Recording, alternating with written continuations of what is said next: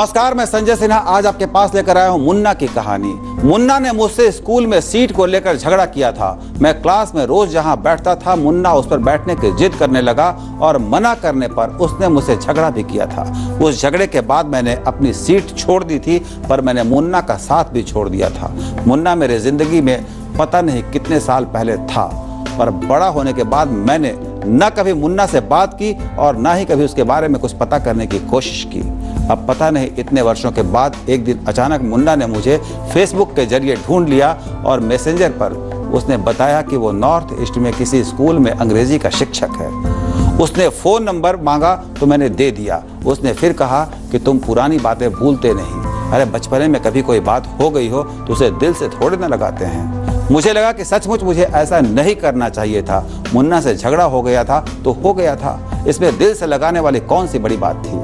हालांकि मैं कहना चाह रहा था कि तुमने तो मेरे बारे में काफ़ी उल्टा पुल्टा पहले बोला था, लेकिन मैंने कुछ कहा नहीं। मुझे लगा कि इतने दिनों बाद मुन्ना मिला है, पुरानी बातें भूलने की दुहाई दे रहा है, तो चलो माफ़ कर दिया जाए। हालांकि जो रिश्ते बहुत दिनों तक प्यार की ओस में नहीं सींचे जाते हैं, वो रिश्ते सूख भी जाते हैं।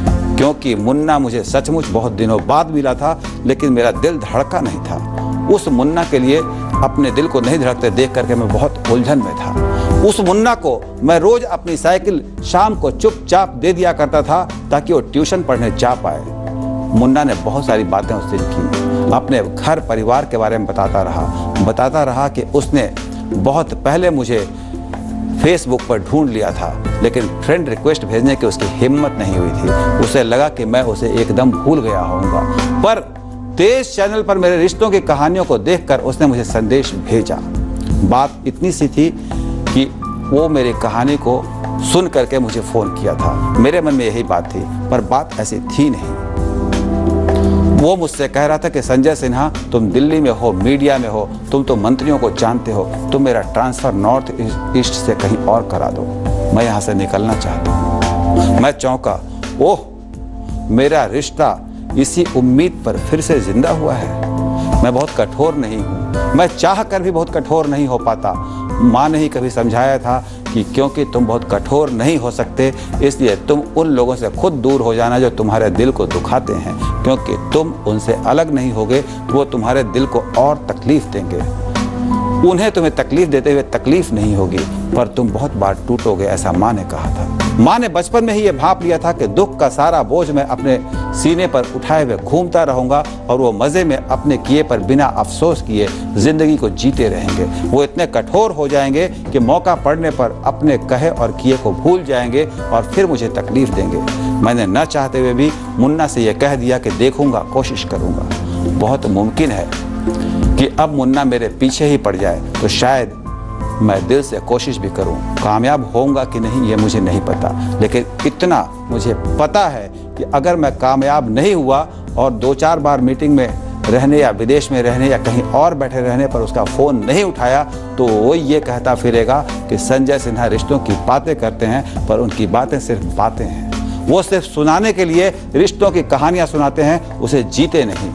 मुन्ना को मैं जानता हूँ, मुन्ना कुछ भी कह सकता है, वो अपने शब्द भी मेरे मुंह में डाल सकता है।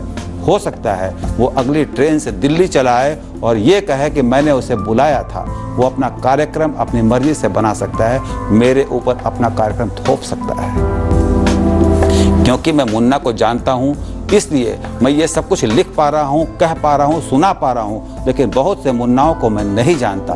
मैं ये भी नहीं जानता कि मुझे रिश्तों की दुहाई देने वाले ये लोग इतनी जल्दी खुद को क्यों खोल देते हैं। अरे इतने वर्षों के बाद उसने फ़ोन किया था तो कुछ और बातें वो करता। 2-4 बार हम मिलते, टूटे रिश्तों को जोड़ने की एक बार कोशिश करते। ये क्या बात हुई कि पहले ही कॉल में जुड़ने की वजह उसने इस तरह बता दी। अब बात ऐसी है कि ऐसे मुन्नाओं से कोई बच नहीं सकता। उसे साफ मना कर देता तो वो कहता कि मैं घमंडी हूँ, मदद कर सकता था लेकिन नहीं की। हाँ कह दिया तो फंस गया, करा दूं तो फिर एक काम और लेकर हाजिर हो जाएगा। आज मैं मुन्ना से यह कहना चाहता हूँ कि उस दिन तुमने मुझसे झगड़ा नहीं किया होता, मुझे इतना भला बुरा नहीं कहा होता, तो छोटी सी लड़ाई के बाद अपनी जीत का अगर तुमने वो जश्न भी नहीं मनाया होता और मुझे इतना कमज़ोर नहीं ठहराया होता, तो शायद किसी न किसी संजय सिन्हा ने तुम्हारी इतनी छोटी सी इच्छा पूरी कराने में तुम्हारी मदद कर दी होती। उसके लिए तुम्हें इतना लंबा इंतज़ार नहीं करना पड़ता। काश वैसा होता, तभी ऐसा होता।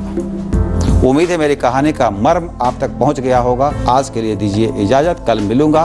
नमस्कार। এই চ্যানেলটির প্রতি আপনার আগ্রহ আমাকে আরও উৎসাহিত করবে। ধন্যবাদ।